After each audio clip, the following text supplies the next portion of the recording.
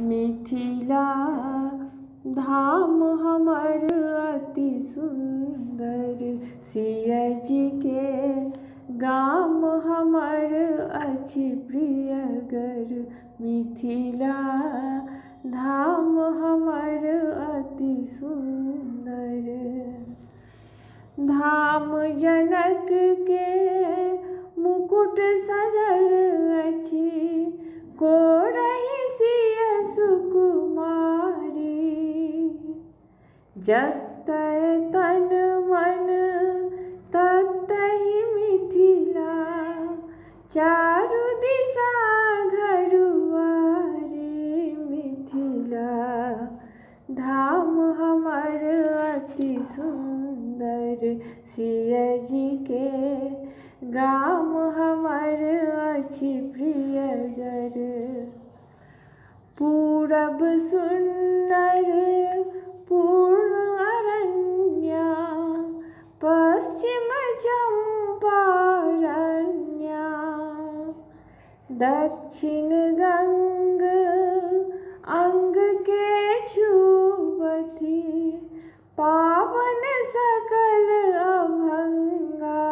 मिथिला धाम हमर अति सुंदर, सिया जी के गाम हमर अछि प्रियगर। भोरे भोरे राजा उठला, बरद के देलनि सानी। सानी खाए बरद तुष्ट भेल, हाथ लेलनि गरदामी। राजा खेत जोतैले चलला, मिथिला धाम हमर अति सुंदर।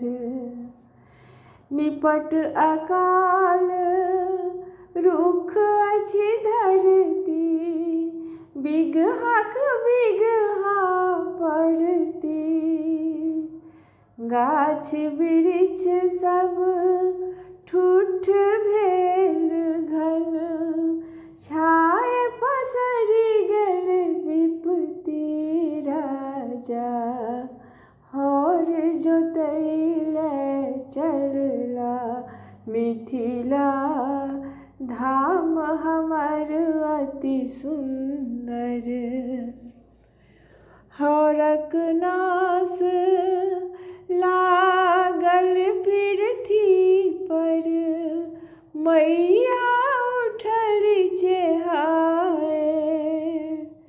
हाथ पैर पट कथि भूकन्या, रोदना देलनि पसारी। राजा भरि कोरा गसियौला, मिथिला धाम हमर अति सुंदर, सिया जी के गाम हमर अति प्रियगर।